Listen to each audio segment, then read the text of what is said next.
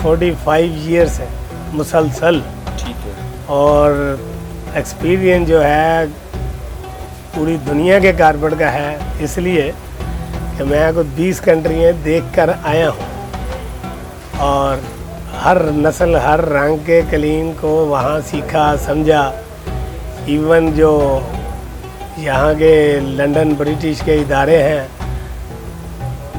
वो जो कहते हैं करते हैं ना, ये बोलियाँ लगा लगा के कालीन बेचते हैं, सदवीज़ के नाम से है, फिलिप्स के नाम से है। कोई 8 उनके ऑक्शनर्स हैं, बहुत बड़े, the biggest auctioneer in the world. तो वहाँ भी मैंने कम से कम को 30 दफ़ा जाके इस पर रिसर्च की, उनको क्लीन भी दिए, उन्होंने बेच के हमको पेमेंट भी दी। यानी कि एक बहुत बड़ा इदारा है वो एंटीक्स का। एंटीक्स वहाँ से सीखा और दुनिया की हर एंटीक्स, ज़रूरी नहीं कारपेट। अब कारपेट जो है वो अब अक्सर यहाँ ड्रामों में उड़ने वाले कारपेट, और बिल्कुल हैं, ये नहीं कि वो गलत कह रहे हैं, उड़ने वाले हैं, लेकिन बताएगा कोई नहीं, या समझ वाला समझता नहीं आगे। उड़ने वाले से मुराद है आपने लिया हुआ 1 लाख का, कीमत उसकी है 15 लाख, तो उड़ गई ना कीमत। इतना 14 लाख का नफ़ा कहाँ पे है? उन उड़ने वाले कारपेट्स में है। अब वो हैं 300 साल 400 साल 500 साल पुराने एंटीक्स, भले घिसा पिटा फटा हर चीज़, उनकी कीमत लाखों में है। तो कुछ जो है अब नई प्रोडक्शन में, ये पुराने भी हैं, ईरान के अंदर भी हैं, लेकिन ईरानी जो है एंटीक्स नहीं बेचता, कालीन तो खासकर नहीं बेचेगा। और लग है कोई ज़रूरतमंद आपको मिल गया, बेच दिया। और यहाँ पाकिस्तान में तो घरों में बहुत थे, अब तो खैर बेच दिए सब लोगों ने।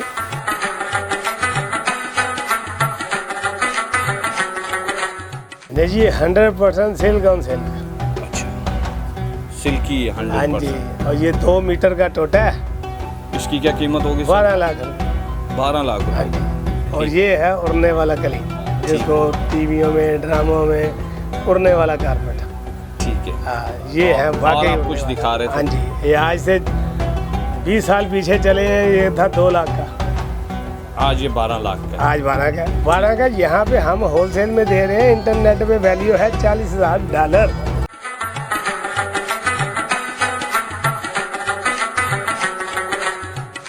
अब रही बात पाकिस्तानी मैन्युफैक्चरिंग की, आज 2010-12 तक तो इंडस्ट्री चल रही थी, लेकिन जो इंडस्ट्री चली है 2000 से पहले, वो तो थी वाकई इंडस्ट्री, हाई फाई क्वालिटियाँ, मटेरियल, हर चीज़। और गवर्नमेंट हमें रिबेट देती थी 20%, लेकिन उस 20% का अवाम ने, सिविलियन डीलरों ने, एक्सपोर्टरों ने नाजायज़ फ़ायदे उठाए, उल्टा सीधा माल डालना शुरू किया। माल है लाख का, बना दिया 15 लाख के पेपर बन गए, 15 लाख की 20% के हिसाब से 3 लाख आ गया, 2 लाख नफ़ा हो गया, बेचा कुछ नहीं।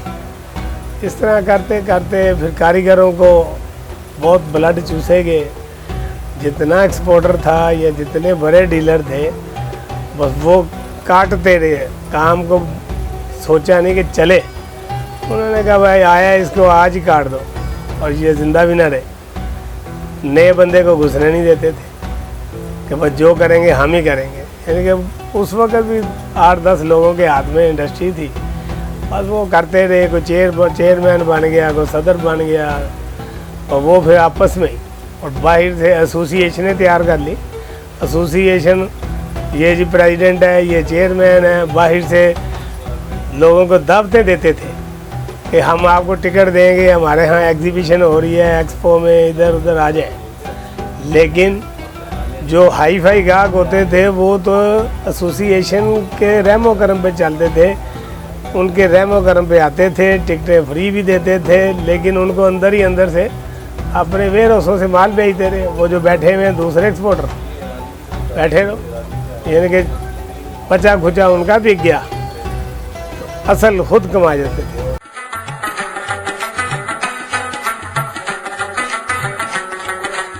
ये बता जी देना। पाकिस्तान के अंदर एक ही कंपनी थी जो इस आर्ट को बखूबी जानती थी, बुहारा पैलेस के नाम से।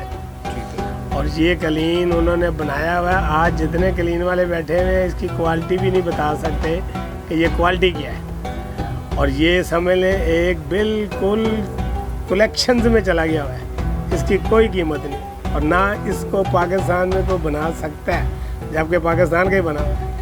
अब हमारा चैलेंज है जो बनाए एनी प्राइस में खरीदार हूं। ना ये डाई कर सकता है, ना ये वूल है, और ना ये क्वालिटी है, ना वो मास्टर वीवर्स है।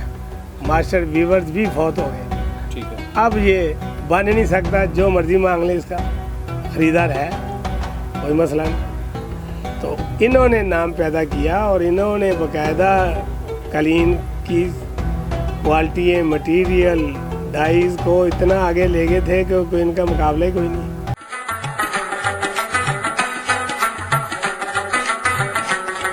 हम तो समझते हैं गवर्नमेंट तरफ से क्या हुआ, उन्होंने जब इनके हेर फेर देखे उन्होंने रिबेट बंद कर दी। लेकिन रिबेट बंद करने से भी अल्लाह माफ़ करे इस कारोबार में कोई असर नहीं पड़ा। असर पड़ा जब इन्होंने कारीगरों को लूटना शुरू किया। कम गजियों में फीते मारते थे, कम पैसे दे के आगे से पूरा लेते थे।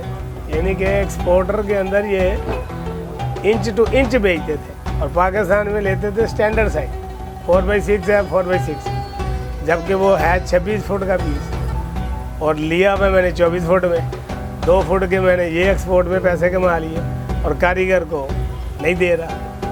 ये गलत हो गया है, ये ऐसा हो गया है, ये फलान हो गया। यानी कि उनके साथ भी बहुत जुल्म हुआ।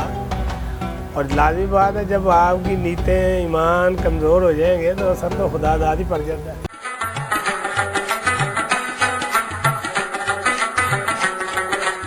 ये टर्किश म्यूज़ियम के अंदर ये पहला कलीन जब बना था ना, जी। सेम ये डिज़ाइन था। ये हेयर कॉपी है। अगर ये ओरिजिनल मिल जाए वही 400-500 साल पहले वाला, तो उसकी कीमत लाखों में क्या बल्कि करोड़ के लगभग ही है। तो ये अब चाइना ने कॉपी किया हुआ है और चाइना देखे मेंटेन कर रहा है।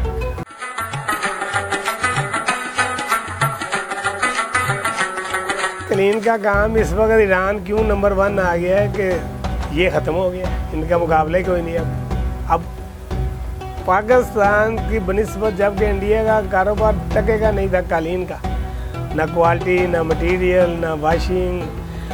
अल्लाह जाने उन्होंने कहाँ से कॉपी कर करके अब पाकिस्तान से भी आगे निकल गया इस वक्त। और पाकिस्तान की 98% इंडस्ट्री लूम्स ख़त्म है इस वक्त। पाकिस्तान में आप 9-12 साइज़ की कोई लूम्स दिखाएं है ही नहीं।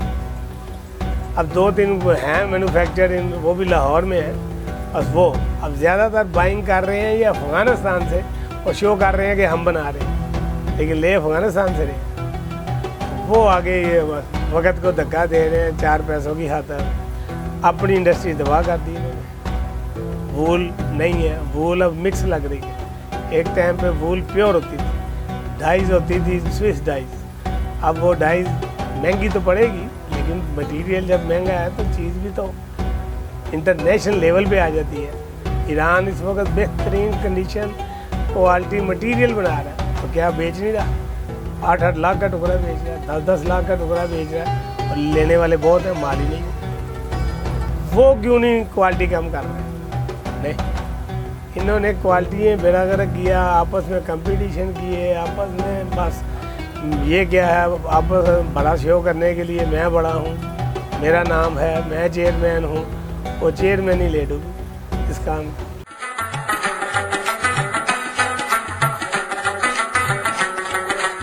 अब इसकी क्वालिटी, इसका मटेरियल इस वक्त किसी भी कीमत में अवेलेबल ही नहीं है। अब ये भी उड़ने वाला है। नहीं जी, इसकी वजह कि पहले तो ये इम्पोर्ट भी होता था, लोग बनाते थे, शौक से बनाते थे।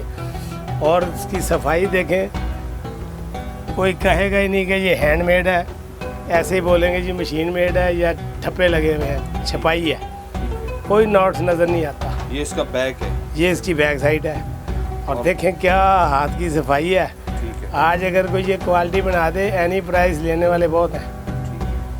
और ये हमने शौक से रखे हुए हैं, बेचने का कोई इरादा नहीं।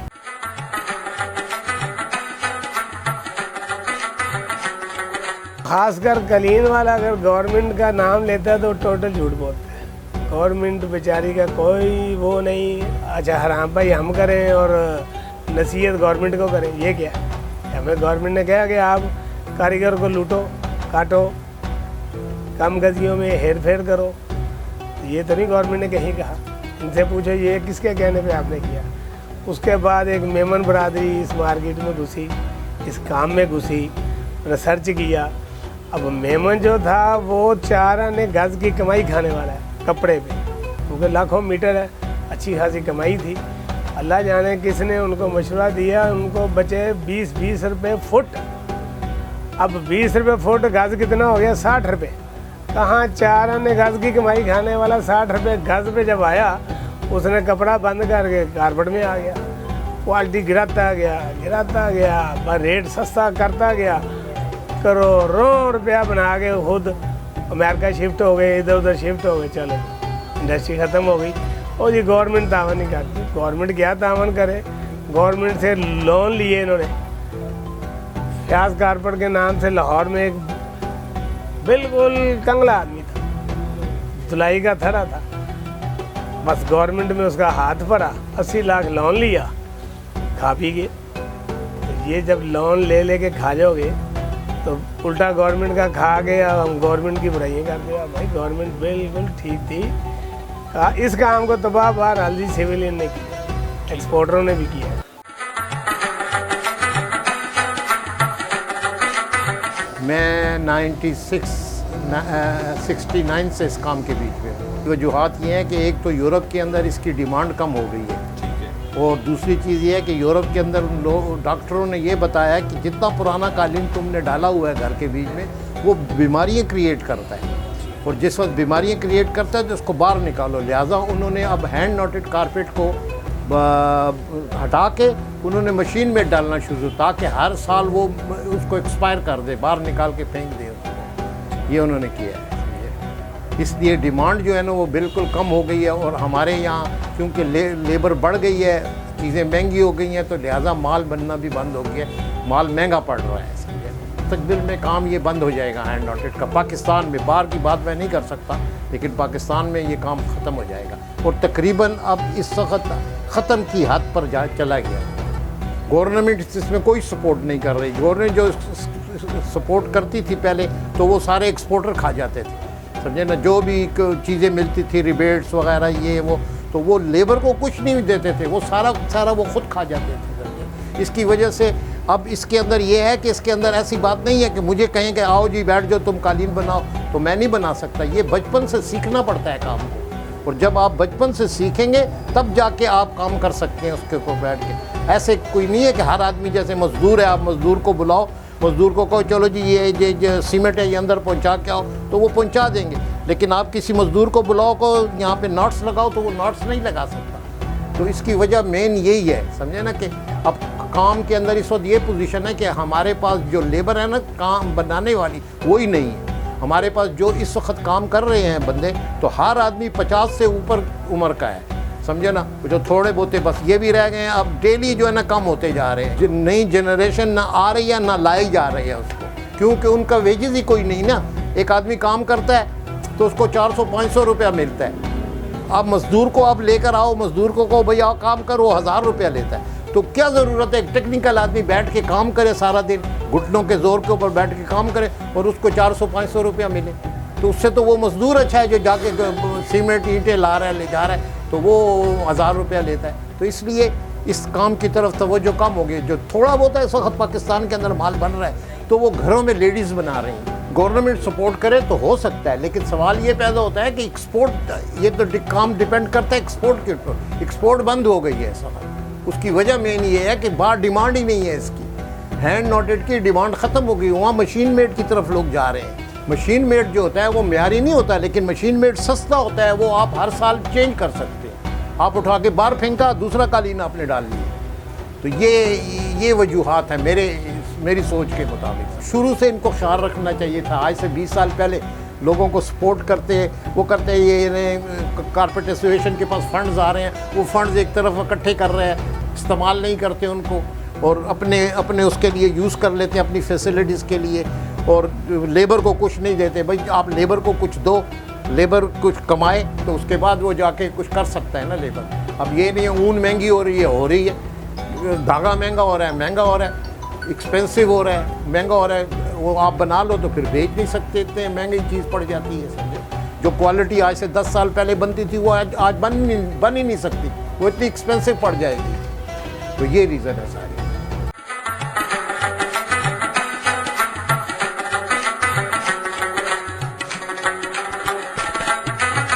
बस जी, वॉइस ऑफ ट्रुथ का हम शुक्रिया अदा करते हैं कि आप अल्लाह करे इस काम को आगे बढ़ाएं और हौसला अफजाई करें पब्लिक की।